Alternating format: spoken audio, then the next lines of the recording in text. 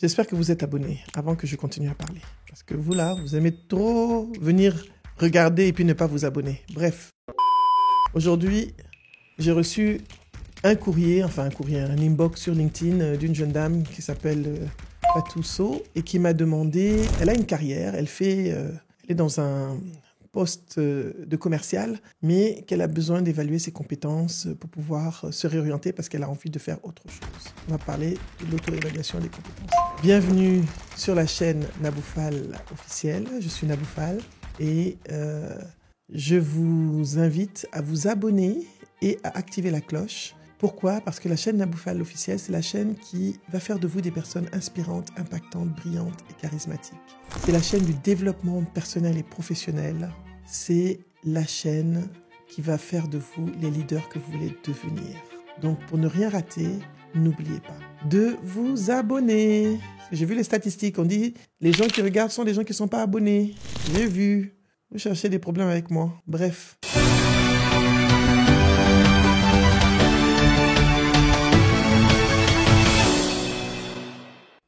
Ok, on va parler d'auto-évaluation des compétences. Alors, c'est quoi d'abord l'auto-évaluation des compétences ? Vous êtes à un moment donné de votre carrière, vous ne savez pas très bien ce que vous voulez faire. Vous n'êtes pas très heureux dans ce que vous faites. Vous n'êtes pas épanoui. Par exemple, vous êtes comme Fatou. Fatou est assistante commerciale, pardon. Elle est commerciale. C'est à quelqu'un d'autre. Fatou est commerciale et elle n'aime pas vraiment faire ça. Ça la fatigue d'aller chez les clients, de devoir toujours se battre. C'est pas en alignement avec la personne qu'elle est. Donc, elle m'a dit qu'elle a envie de changer, mais qu'elle ne sait pas quel poste avoir. Donc, je dis, Fatou, déjà, avant de changer, il faudrait que tu aies une idée de ce qui te plaît. Qu'est-ce que tu aimes ? Je commence à me mettre un peu à l'aise, excusez-moi. Fatou, qu'est-ce qui te plaît ? Qu'est-ce que tu aimerais faire ? C'est la première question que tu dois te poser. Alors, je vais faire une assumption. Tu es au commercial. Si j'ai bien compris, tu es dans une banque, tu es chargé de clientèle, donc commercial, et tu veux passer à un autre poste, tu vas aller plus dans l'opérationnel, en back-office, mais en gardant tes prérogatives. Fatou, fais la liste des compétences que tu as aujourd'hui, d'accord ? Tes différentes compétences. Et là, on va parler de hard skills, ta capacité à vendre. Tu es une bonne commerciale, bonne vendeuse. Parce que malgré le fait que tu n'aimes pas ça, tu as de bons résultats, mais c'est juste que tu ne te sens pas à l'aise dedans, d'accord ? Donc, tu es une bonne vendeuse, tu as des bonnes capacités de communication, tu as des bonnes capacités interpersonnelles, tu sais bien faire ton reporting, tu comprends bien le métier de la banque. Donc, tu as plusieurs compétences que tu vas lister, d'accord ? Une fois que tu as ces compétences, maintenant, tu vas voir quel poste tu vas avoir. Alors, tu veux un poste en back-office à la banque, mais en back-office où ? Je ne sais pas, tu n'as pas vraiment précisé. Mais imagine que tu veux aller dans un poste plus analytique, plus dans l'analytique, être en back-office, ne pas avoir forcément à aller voir les clients à l'extérieur, être en trésorerie, etc. ou ailleurs. Quelles sont les compétences dont tu as besoin pour ce poste ? Parce que tu ne les as pas. Les compétences techniques. Et là, on ne parle plus que de soft skills, on parle des compétences techniques. Liste les différentes compétences techniques dont tu as besoin, mais aussi les soft skills dont tu as besoin. Une fois que tu as évalué tes compétences actuelles, les compétences dont tu as besoin, maintenant, tu vas voir quel type de formation il te faut pour pouvoir atteindre ton objectif. Le chemin que tu dois parcourir de commercial à un poste dans la trésorerie de la banque. Ça s'applique à plusieurs choses. Donc, Fatou, il va falloir que tu identifies les formations que tu dois faire.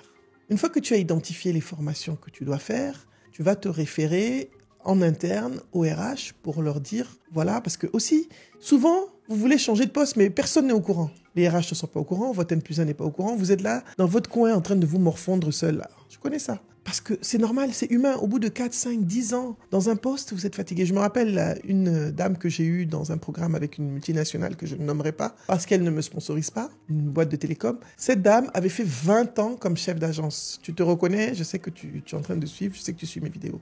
20 ans comme chef d'agence, mais on ne la bougeait pas parce qu'elle était bonne à son poste. Elle était excellente. C'est pas parce qu'on est bon qu'on n'a pas envie de changer d'air. Mais elle n'avait dit à personne qu'elle voulait changer, donc on pensait qu'elle était bien. Sa hiérarchie me dit, son DG dit, mais moi je ne savais pas qu'elle voulait changer. Je pensais qu'elle était heureuse parce qu'elle performe très bien. On a besoin de nouveaux challenges en tant que... Donc il est important d'évaluer ses compétences pour pouvoir avancer et pouvoir pivoter des fois. Changer de carrière, on a le droit de changer de carrière. Mais si vous ne savez pas où vous en êtes, vous ne savez pas ce que vous avez accompli à ce jour, comment est-ce que vous pouvez vous projeter dans une position pour laquelle vous n'avez pas évalué les compétences que vous devez avoir? Alors, je vais rester clair, c'est pas parce que vous n'avez pas les compétences d'une position que vous voulez avoir que vous ne pouvez pas postuler et y aller. Parce que vous avez aussi la possibilité à ce moment-là d'être mentoré, formé, coaché pour avoir ces compétences dont vous avez besoin dans le poste. Vous êtes des professionnels, vous avez déjà pratiqué en entreprise, vous savez apprendre, vous avez étudié, donc vous avez la plus grande compétence qu'il faut, vous savez apprendre. Vous avez appris à apprendre, donc vous allez, une fois que vous serez dans le poste, peut-être recommencer un peu à zéro, mais vous allez apprendre à apprendre. Donc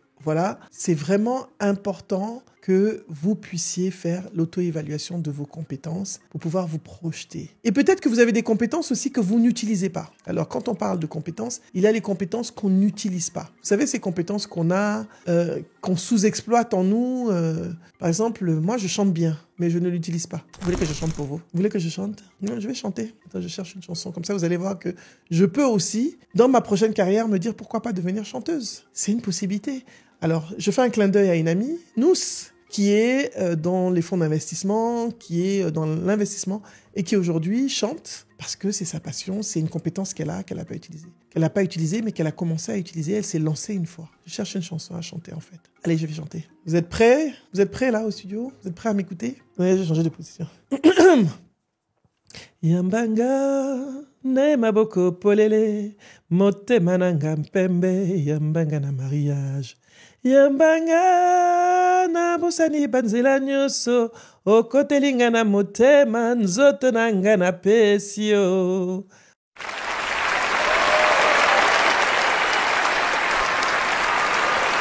Vous voyez que je sais chanter, hein? Est-ce que je chante pas bien? Faut dire. Je chante bien, mais je chante pas bien. Donc, je peux devenir chanteuse aussi. Ça, c'est une de mes compétences que je n'ai pas utilisées. Donc, vous aussi, vous avez des compétences que vous n'utilisez pas. Donc, quand vous faites votre auto-évaluation de vos compétences, aussi pensez à ce que vous avez réellement envie de faire. Mais est-ce que vous avez les moyens et les compétences de faire ce que vous avez réellement envie de faire? Voilà. Des fois, vous êtes obligé de repartir à l'école pour vous former. Je veux dire, si vous voulez devenir, je sais pas, ou alors, si c'est pas seulement l'école, vous pouvez aller vous mettre en situation. Je veux devenir chef cuisinier. Je vais dire à quelqu'un, écoute, tu as un restaurant, je suis prête à repartir à zéro et à réapprendre. Je vais apprendre les bases de la cuisine. Donc, l'école n'est pas le seul chemin d'apprentissage. La pratique est un chemin d'apprentissage aussi qu'il ne faut pas négliger. Et le mentorat, si vous avez des bons mentors qui vous soutiennent, qui vous forment, qui vous accompagnent, vous pouvez aller très loin dans votre nouvelle carrière. Donc, chaque année aussi, l'auto-évaluation des compétences est importante quand on veut évoluer.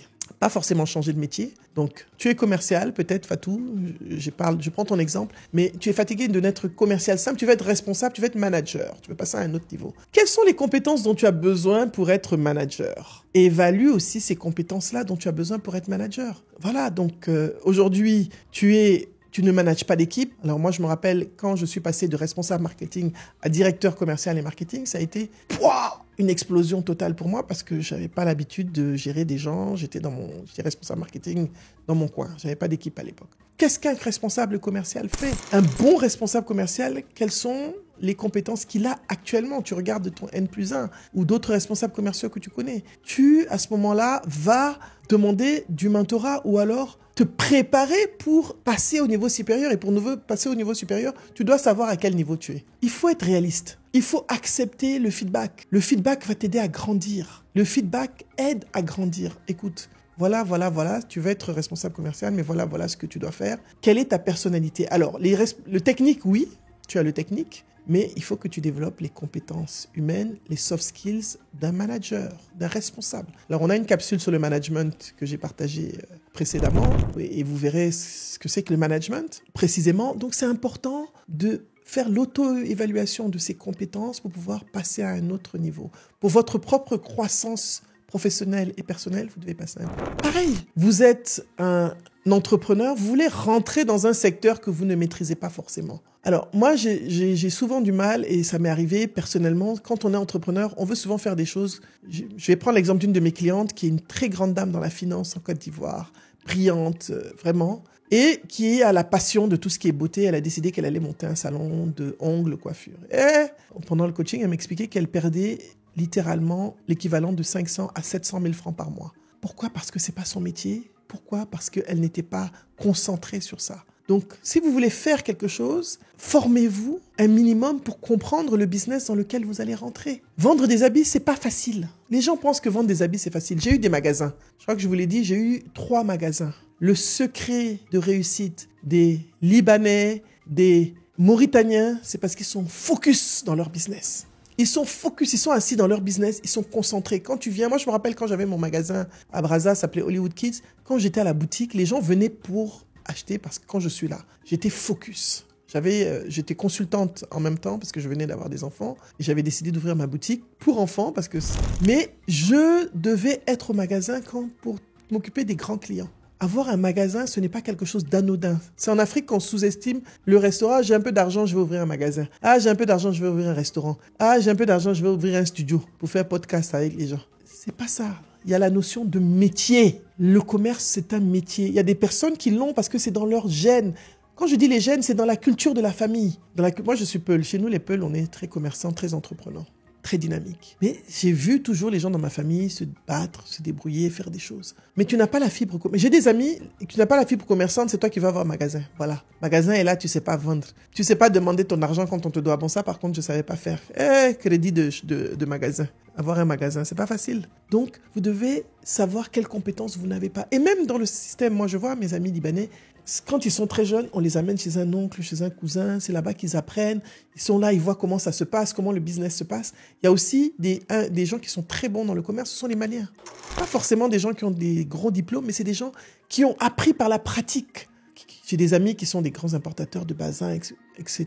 Au Mali, à Bamako, Coucou, Modibo et Boubacar Yara. Très fort. Pourquoi? Parce qu'ils ont grandi dans le commerce. Ils ont appris les tenants et les aboutissants des commerces. Pendant que nous, on était en train d'apprendre les gros mots de français, les grosses théories économiques, keynésiennes, tout ça, là, eux, ils étaient en train d'apprendre les vraies choses dans le pratique, dans le commerce, dans la vente. Depuis l'enfance, ils ont grandi, on leur a appris toutes les ficelles. Ils ne connaissent pas la théorie de Keynes, mais quand ils savent compter l'argent et savent vendre, ils savent comment s'occuper d'un client, ils savent comment accueillir un client. Donc, ce sont des métiers. La notion de métier est importante, la notion de compétence est importante. Donc, apprenez le secret des gens qui réussissent et essayez d'évaluer les compétences des gens qui réussissent dans un certain domaine afin que vous puissiez être de ceux qui réussissent dans ce domaine. Et comme dirait mon mentor, quand j'étais jeune, il me disait « Il n'y a pas de réussite sans travail ». Mais ça se voit que c'était il y a longtemps, c'était il y a 25 ans. Donc maintenant, là, il y a réussite sans travail. Tu vas sur les réseaux sociaux, tu fais vidéo et puis il y a réussite. Tu danses un peu, tu sors une danse, on va dire que tu es devenu star. Bon, bref, même danser là aussi, c'est un travail. Donc, anyway, c'est pour vous dire que évaluer vos compétences vont vous permettre de vous développer, d'aller à un autre niveau dans votre carrière, d'accomplir des choses que vous pensiez pas possible d'accomplir. Vous pouvez pivoter votre carrière à tout moment. Vous pouvez apprendre tout ce que vous voulez apprendre. Il suffit que vous décidiez et que vous ayez une vision claire de ce que vous voulez devenir et de ce que vous voulez faire. Voilà, merci d'avoir été avec moi aujourd'hui, encore dans ce voyage. Là, je pense qu'on a quitté le Woro le Baka. On commence à être en avion parce qu'on commence à aller beaucoup plus vite. Merci d'avoir été là sur la chaîne Naboufal officielle. Je suis Naboufal et n'oubliez pas de vous abonner sur la chaîne en bas, la chaîne du développement personnel et professionnel, la chaîne qui va faire de vous des personnes inspirantes, impactantes, brillantes et charismatiques. La chaîne qui va vous aider à devenir le leader que vous voulez être et que vous devez être. À bientôt.